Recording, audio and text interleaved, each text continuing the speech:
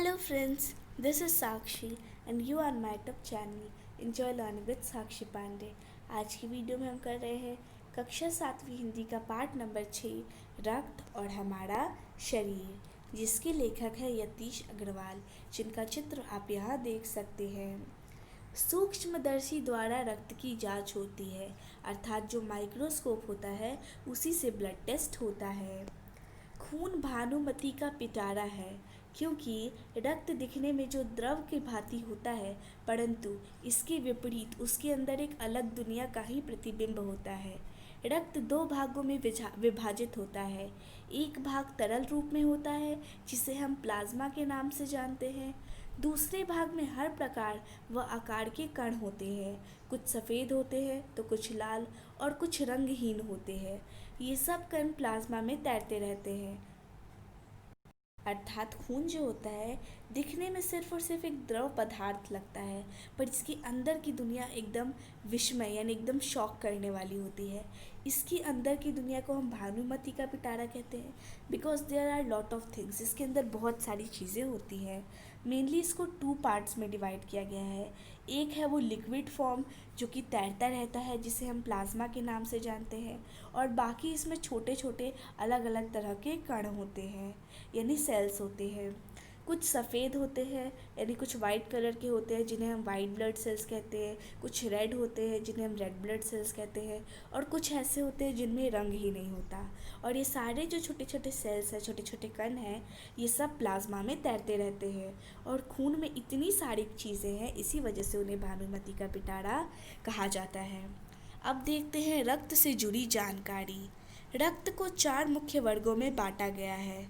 रक्त के 2 भाग होते हैं, तरल भाग प्लाज्मा और बिंबाणु, यानी 2 तरह का होता है, 2 पार्ट्स में डिवाइडेड होता है। एक लिक्विड पार्ट जिसे हम प्लाज्मा कहते हैं, और दूसरा है बिंबाणु, यानी जो छोटे छोटे कण होते हैं, white blood sales, red blood cells, ये सब उस कैटेगरी में आते हैं। लाल रक्त कण शरीर में ऑक्सीजन पहुंचाते हैं, यानी जो रेड ब्लड सेल्स हैं उन्हें लाल रक्त कण कहा जाता है। यही पूरे बॉडी में ऑक्सीजन पहुंचाते हैं, यानी ये तो पूरे बॉडी में मूव करते हैं, और इस जगह से जहाँ पे ऑक्सीजन प्रोड्यूस हो रहा है वहाँ से कैरी करके उस जगह पे ले जाते हैं जहाँ पे ऑक्सीजन रिक्वायर्ड होता है। बिंबाणु चोट लगने पर रक्त जमाव में मदद करते हैं, यानी जब चोट लग जाती है तो हम देखते हैं कि चोट लगती है तो वहाँ पे क्रैक आ जाता है, तो जल्दी वो स्किन रिकवर हो जाती है, यानी वहाँ पे एक दूसरा ही स्किन आ जाती है। अब वो भी हो पाता है सिर्फ और सिर्फ प्लेटलेट्स की वजह से। सफ़ेद कण वास्तव में हमारे शरीर के वीर सिपाही है, यानी जो वाइट ब्लड सेल्स है, they are the soldiers of our body. रोगाणु से डट कर मुकाबला करते हैं, यानी कोई भी फॉरेन बॉडी जब हमारे बॉडी में घुसती है हमको नुकसान पहुंचाने के लिए, तो ये जो वाइट ब्लड सेल्स है ये उनसे लड़ते हैं। रक्त में लाल कणों की कमी को अनीमिया कहते हैं, यानी जब ये रेड ब्लड सेल्स का अमाउंट कम हो जाता है हमारी बॉडी में, तो फिर हमें अनीमिया नाम की बीमारियां होती है। अब देखते हैं क्या क्या कारण होते हैं इस अनीमिया के। पहला, पौष्टिक आहार की कमी, यानी जो आप खा रहे हो खाना, हो सकता है उसमें पौष्टिक आहार ना हो, उसमें पोषण ना हो, उसमें रिक्वायर्ड अमाउंट ऑफ न्यूट्रिएंट्स ना हो। और दूसरा है पेट में कीड़े होना, अगर पेट में कीड़े होंगे तब भी अनीमिया होता है। अब देखते हैं कि अनीमिया से बचने के लिए क्या क्या करना चाहिए। अनीमिया से बचने के लिए हमें प्रोटीन, लौह तत्व और विटामिन युक्त भोजन करना चाहिए। प्रोटीन का मतलब तो जानते हो, लौह तत्व का मतलब आयरन रिच फूड खाना चाहिए, और विटामिन रिच फूड खाना चाहिए।